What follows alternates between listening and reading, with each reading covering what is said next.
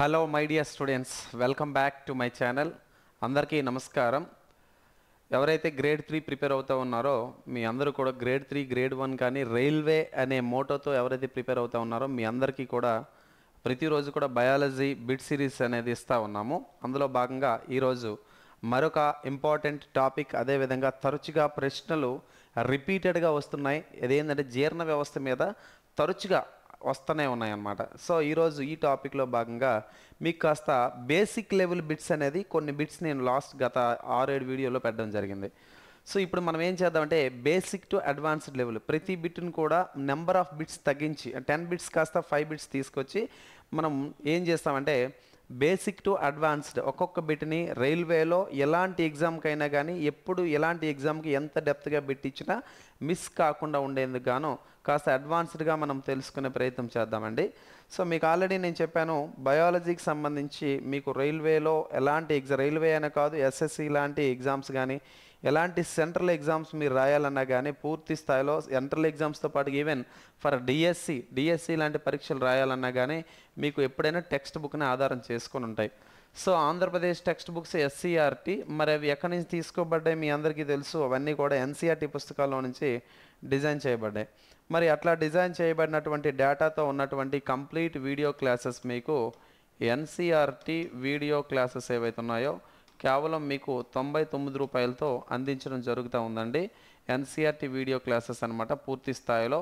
అయితే మీరు ఎలాంటి పోటీ పరీక్ష ప్రిపేర్ అవ్వాలన్నా కానీ ప్రత్యేకంగా బయాలజీ సైడ్ నుంచి నేను మాట్లాడుతూ ఉన్నాను. 8వ తరగతి, 9వ తరగతి, 10వ తరగతి +1 +2లో ఉన్నటువంటి ఒక 3 కాన్సెప్ట్లు, ఇంటర్మీడియట్లోని ఫస్ట్ ఇయర్ సెకండ్ ఇయర్లో ఉన్నటువంటి ఒక 3 concepts 8th 9th 10th biology మీరు పూర్తిగా టచ్ చేస్తే ఎట్లాంటి కాంపిటేటివ్ ఎగ్జామ్ అయినా సక్సెస్ సాధించడం ఖచ్చితం. ఓకేనా? సో కాబట్టి ఇట్లా ఉన్నటువంటి ఎన్సీఆర్టీ ఫుల్ వీడియో క్లాసెస్ ఏవైతే ఉన్నాయో అదేవిధంగా మీకు రైల్వే గ్రూప్ డిలో ఉన్నటువంటి ఏవైతే రైల్వే గ్రూప్ డి ఉందో ఈ గ్రూప్ డి అండ్ ఇతర రైల్వే పరీక్షలకు సంబంధించి 1213 టెస్ట్లు అనేవి మీకు డిజైన్ చేయడం జరిగింది. అది కూడా ఈ 99 రూపాయలతో మీకు అందిస్తూ ఉన్నాం. కాబట్టి ఆసక్తి ఉన్నటువంటి అభ్యర్థులు తీసుకోవచ్చు. అదేవిధంగా railway general science grade 1 grade 3 ఏదైతే ఉందో, ఫర్ ఎగ్జాంపుల్ గ్రేడ్ 1 కానీ అదేవిధంగా రైల్వే జనరల్ సైన్స్ సంబంధించి గ్రేడ్ 3 కానీ ఈ రెండింటికి కూడా కంప్లీట్ కోర్సెస్ ఉన్నాయి. సో గ్రేడ్ 1 అయినా మీకు 1000 రూపాయలతో ఇస్తున్నాం, గ్రేడ్ 3 అయినా 1000 రూపాయలతో ఇస్తూ ఉన్నాం. లేదా గ్రేడ్ 1 గ్రేడ్ 3కి సంబంధించి పూర్తి స్థాయిలో జనరల్ సైన్స్ ఏదైతే ఉందో మీకు జనరల్ సైన్స్ అనేది కేవలం 500 రూపాయలకి ఇది కూడా ఎన్సీఆర్టీ కంటెంట్ అనేది అందిస్తూ ఉన్నాం. ఆసక్తి ఉన్నటువంటి అభ్యర్థులు అయితే కనుక తీసుకోవచ్చు. ఓకేనండి? మరి లేట్ చేయకుండా మనం వీడియోలోకి వెళ్ళిపోదామండి. సో ఒక్కొక్క క్వశ్చన్ని కూలంకుషంగా నేర్చుకునే ప్రయత్నం చేద్దాం. సో నా ఈ జర్నీలో రైల్వే ప్రయత్నంలోని ఈ రైల్వే మీరందరూ కూడా కోటి ఆశలతో ఉన్నటువంటి రైల్వే ఎగ్జామ్ ఏదైతే ఉందో దీంట్లో ఖచ్చితంగా నా టార్గెట్ ఏంటంటే రైల్వేలో మీకు 2 క్వశ్చన్లు ఇస్తాడా, 3 ఇస్తాడా, 5 ఇస్తాడా, 10 ఇస్తాడా, 13 ఇస్తాడా, 15 ఇస్తాడా అనేది ఎట్లా ఎన్ని క్వశ్చన్లు ఇచ్చినా కానీ రైల్వేలో ఖచ్చితంగా మనం డిస్కస్ చేస్తున్నటువంటి క్వశ్చన్ రావాల్సిందే. రైల్వే ఎగ్జామ్లో ఎన్ని 2 బయాలజీ క్వశ్చన్లు ఇస్తే 2 కూడా మన ఛానల్ నుంచే రావాలా. సో అది నా టార్గెట్. కాబట్టి దీనికోసం బేసిక్ నుంచి అడ్వాన్స్డ్ ఇంకా చెప్పుకుంటా వెళ్తా. సో జాగ్రత్తగా వినండి. ఇక్కడ the digestive tract first question చూడండి. The digestive tract and associated gland together constitute the అని చెప్పి క్వశ్చన్ ఇచ్చాడండి. డైజెస్టివ్ ట్రాక్ట్ అంటే ఈ నోరు దగ్గర నుంచి పాయువు దాకా ఉన్నటువంటి పూర్తిగా సంచి వంటి భాగం ఏదైతే ఉందో దీని అంతటిని మనం ఏమంటామంటే డైజెస్టివ్ ట్రాక్ట్ అని చెప్పి మనం పిలుస్తామండి. లేదా దీనినే మనం ఏమని పిలుస్తామంటే జీర్ణాశయం అని చెప్పేసి మనం పిలవడం జరుగుతూ ఉంటుంది. ఇదే విధంగా దాని యొక్క అసోసియేటెడ్ గ్లాండ్స్ అనుబంధ గ్రంథులు ఏంటండి? అనుబంధ గ్రంథులు. నాన్న ఇక్కడ అనుబంధ గ్రంథులు అంటే ఎవరో తెలుసా మీకు? అనుబంధ గ్రంథులు యాక్చువల్గా జీర్ణ వ్యవస్థలో ఉన్నటువంటి గ్రంథులు చాలా ఉంటాయి. అందులో మనం ప్రధానంగా జీర్ణ వ్యవస్థలో ఉన్న గ్రంథుల్లో భాగంగా లాలాజల గ్రంథులు అంటారండి. దాన్నే మనము సెలైవరీ గ్లాండ్స్ అని చెప్పి పిలుస్తూ ఉంటాం. నాన్న ఏమని పిలుస్తాము? సెలైవరీ గ్లాండ్స్ అని చెప్పి పిలుస్తూ ఉంటాం. ఏమని పిలుస్తాము? Salivary glands. మరి సెలైవరీ గ్లాండ్స్ అంటే లాలాజల గ్రంథులు. అదేవిధంగా జీర్ణ వ్యవస్థలో ఉన్నటువంటి మరికొన్ని గ్రంథులు ఏందండి? కాలేయం. ఏదైనా కాలేయం, దాన్నే మనం లివర్ అని చెప్పి పిలుస్తూ ఉంటాము. మరొకరు ఎవరండి? క్లోమము, ఏదండి మరొకరు క్లోమము, దానినే మనం ప్యాంక్రియాస్ అని చెప్పేసి పిలుస్తూ ఉంటాం. మరొకరు ఎవరండి ప్రేగుల్లో కనబడతా ఉంటారు, బ్రన్నర్ గ్రంథులు. ఎవరండి బ్రన్నర్ గ్రంథులు, దాన్నే బ్రన్నర్ గ్లాండ్స్ అని చెప్పేసి మనం పిలుస్తూ ఉంటాం. ఏమని పిలుస్తాం బాబు? బ్రన్నర్ గ్లాండ్ అని చెప్పేసి మనం పిలుస్తూ ఉంటాం. సో ఇలా ఇంకా చాలా గ్రంథులు ఉన్నాయి. సో ఇవన్నీ కూడా జీర్ణ వ్యవస్థలో ఉన్నటువంటి గ్రంథులు. కానీ క్వశ్చన్ ఏమిచ్చాడు అనేది వెరీ క్లియర్. ఎప్పుడైనా ఒక క్వశ్చన్ సాల్వ్ చేసినప్పుడు క్లారిటీగా క్వశ్చన్ ఏమిచ్చాడు అనేది మనకు తెలియాలి. ఆవేశంలో ఆన్లైన్ ఎగ్జామ్ కదని చెప్పి వెంటనే పెట్టేస్తే వెనక్కి వస్తే మళ్ళీ రీకరెక్ట్ చేసుకోవచ్చు. కానీ రైట్ అనే థాట్ నీ మైండ్లో బ్లైండ్గా ఫిక్స్ అయిపోయినప్పుడు ఏంటంటే ఎవరు చెప్పినా కానీ మీరు వినడానికి అవకాశం లేకుండా ఉంటారన్నమాట. కాబట్టి నేనేమంటాను అంటే క్వశ్చన్ క్లారిటీగా చదవాలి. క్వశ్చన్ ఎప్పుడు కూడా ఎట్లా అంటే, ఫర్ ఎగ్జాంపుల్ చూడండి, ఒక red colour flowers, yellow colour flowers, green colour, ఏదో ఒక 3 రకాల ఫ్లవర్స్ సపరేట్ చేయండి అంటే కూలంకుషంగా మీరు సపరేట్ చేస్తారు. అలానే ఒక క్వశ్చన్ ఇచ్చేటప్పుడు అందులో ఏం డేటా ఉంది, నేనైతే కనుక మ్యాథ్స్లో చూడండి ఒక క్వశ్చన్ చదివేటప్పుడు అందులో ఏమి ఇచ్చాడు, ఏం కనుక్కోవాలి, మనం ఏం చేయాలని తెలుసుకుంటాం చూసారా. అట్లనే బయాలజీలో కూడా నేను అదే మెథడ్ ఫాలో అవుతాను. క్వశ్చన్ ఇచ్చేటప్పుడు ఆ క్వశ్చన్లో ఏమి ఇచ్చాడు, మనం ఏం కనుక్కోవాలి, ముందు క్వశ్చన్ అర్థం చేసుకుని ఆన్సర్ వచ్చేస్తుంది. అర్థమైందా? సో డైజెస్టివ్ ట్రాక్ట్ అంటే నోరు దగ్గర నుంచి పాయు దాకా ఉన్నటువంటి భాగం. ఇక్కడ మీరు చూసుకోవచ్చు నోరు భాగం పైన ఉంటుంది. సో ఈ భాగం అంతా కూడా ఇగోండి ఈ లాస్ట్ దాకా, దీన్ని ఏమంటామండి? పాయువు అని పిలుస్తారండి. ఏమని పిలుస్తారండి? దీన్ని పాయువు అంటారు. సో దీన్నే మనము యానస్ అంటారు. దీన్ని ఏమంటారు? లివర్ అని చెప్పి అంటారు. కాలేయము. దీన్ని ఏమంటారండి? స్టొమక్ అంటాం. ఏమంటామండి? స్టొమక్, జీర్ణాశయము అని చెప్పేసి మనం పిలుస్తూ ఉంటాం. ఓకేనా? జీర్ణాశయము ఏమన్నా. సో ఇది ఇక్కడ ఉన్నటువంటి భాగాలు. అయితే నేనేమంటున్నా, ఇక్కడ క్వశ్చన్ ఏమి ఇచ్చా? Digestive tract and associated glands, జీర్ణాశయము మరియు అనుబంధ గ్రంథులు కలిపి మనం ఏమంటారు అన్నారు. ఇక్కడ క్వశ్చను ఇలా కాకుండా ఈ క్రింది వాళ్ళలో జీర్ణ వ్యవస్థకి సంబంధించి అనుబంధ గ్రంథులు గుర్తించండి అని అడిగితే సమాధానం వేరే అయిపోతుంది. ఓకేనా? సో గుర్తుపెట్టుకోండి, జీర్ణ వ్యవస్థతో సంబంధం లేకుండా జీర్ణ వ్యవస్థలో సంబంధం లేకుండా జీర్ణంలో ప్రధాన పాత్ర పోషించేవి. These are not digestive glands but plays an important role in digestion. అంటే జీర్ణ వ్యవస్థతో సంబంధం లేవు కానీ జీర్ణ వ్యవస్థలో ప్రధానంగా పాత్ర పోషిస్తున్నాయి. కాబట్టి ఈ రెండింటిని మనం ఏమంటామంటే అనుబంధ గ్రంథులు లేదా అసోసియేటెడ్ గ్లాండ్స్ అంటారు నాన్న. ఏమంటారు? Associated glands. ఇప్పుడు వీటిలన్నిటిని కలిపితే ఏమన్నారు అన్నాడు అంటే అసోసియేట్ అయినవి అవను కూడా. ఓకేనా? అసోసియేట్ ఇక్కడ ఈ రెండు అసోసియేట్ గ్లాండ్ అనుబంధంగా ఉండే గ్రంథులు, ఇవి డైరెక్ట్గా జీర్ణ గ్రంథులే. అర్థమైందా? ఇవి డైరెక్ట్గా డైజెస్టివ్ గ్లాండ్స్. ఇవేంటి? Associated glands. ఇవన్నీ కలిపి మరియు పొట్ట అంటే ఇక్కడ ఉన్నటువంటి ఈ ట్రాక్ట్ మొత్తం కలిపి ఇదంతా కలిపి ఏమని పిలుస్తారు అని చెప్పాడు క్వశ్చన్. అర్థమైందండి? సో ఇప్పుడు మనం డైరెక్ట్గా ఈ సిస్టమ్ అంతటిని మనం ఏమని పిలుస్తారు అన్నాడు. సో మొదటిగా ఇక్కడ చూడండి, ఫస్ట్ ది డైజెస్టివ్ సిస్టమ్ అని చెప్పిచ్చాడు ఫస్ట్ ఆప్షన్. ఒక డైజెస్టివ్ సిస్టమ్.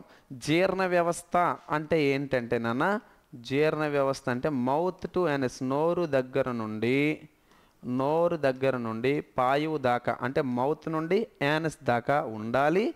దాంతోపాటుగా కొన్ని రకాల గ్రంథులు గ్లాండ్స్ ఉండాలి, కొన్ని రకాల ఎంజైమ్లు అంటే ఎంజైమ్స్ ఉండాలా.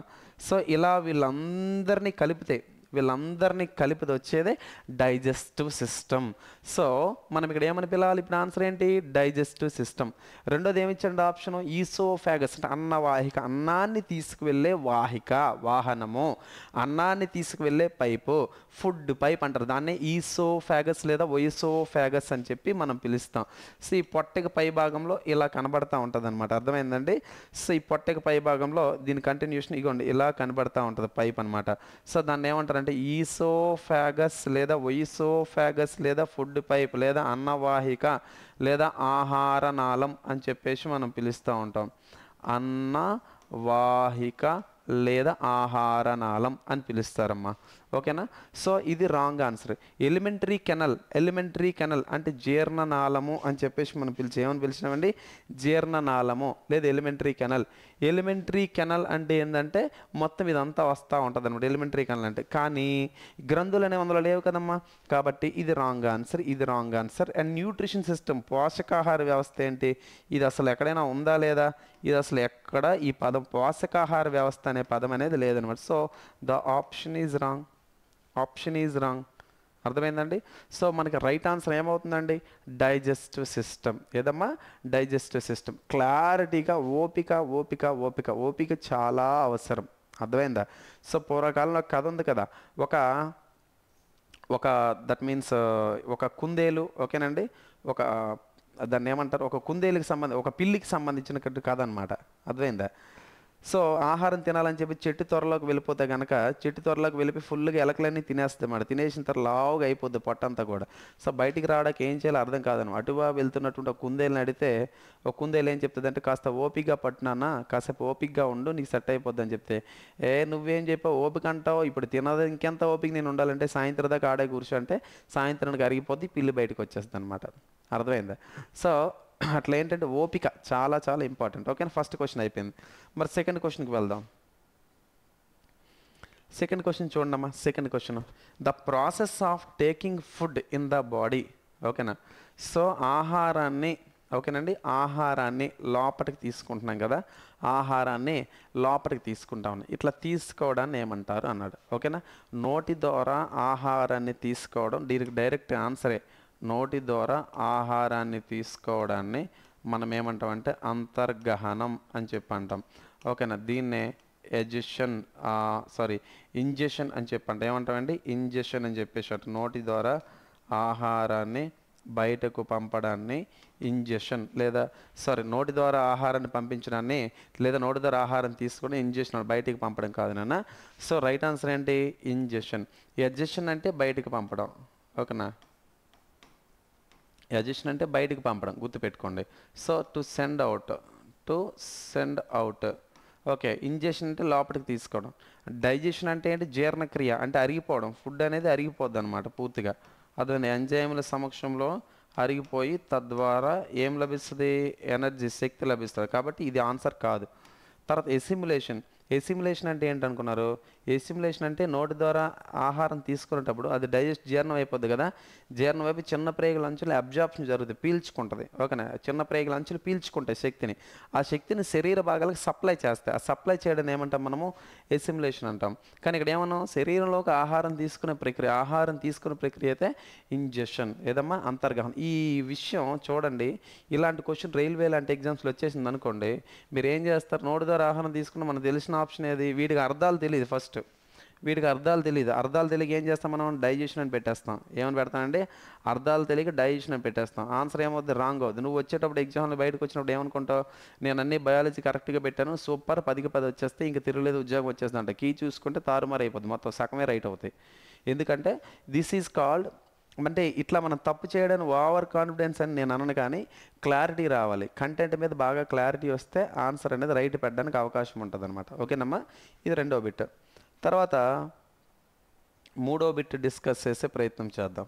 మూడో బిట్, ఓకేనమ్మా?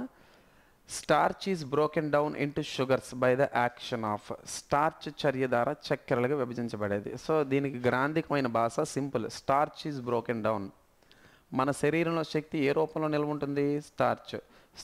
మొక్కల్లో శక్తి అనేది ఏ రూపంలో నిల్వ ఉంటుంది? స్టార్చ్. స్టార్చ్ అంటే పిండి పదార్థం నాన్న. సో మొక్కల్లో, మన శరీరంలో కాదు, సారీ ఫర్ దట్, మొక్కల్లో పిండి పదార్థం. ఎందులోనన్నా? మొక్కల్లో. మనలో పిండి పదార్థాలు శక్తి ఏ రూపంలో నిల్వ ఉంటుంది నాన్న? గ్లైకోజన్. ఈ గ్లైకోజన్ అనేది మనలో ఎలా మారుతుంది? గ్లూకోజ్గా మారుతుంది. ఎవరి సహాయంతో? లివర్ అంటే కాలేయం సహాయంతో.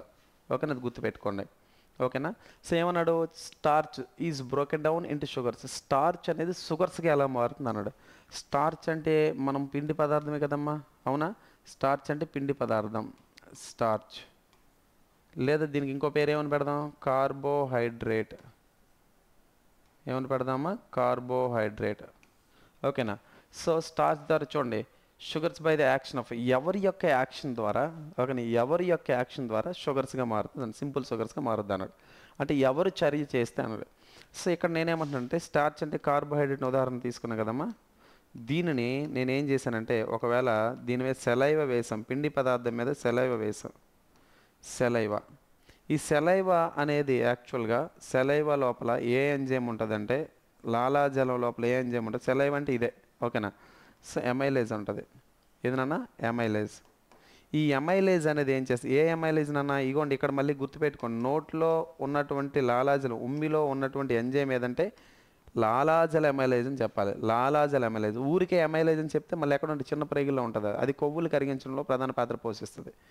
లాలాజల ఎమైలేజ్ లేదా సెలైవరీ ఎమైలేజ్ ఏం చేస్తుందంటే ఈ సెలైవాలో ఉన్నటువంటి ఒక ఎంజైమ్ సెలైవరీ ఎమైలేజ్ అమ్మా. ఏదమ్మా? సెలైవరీ లాలాజల ఎమైలేజ్.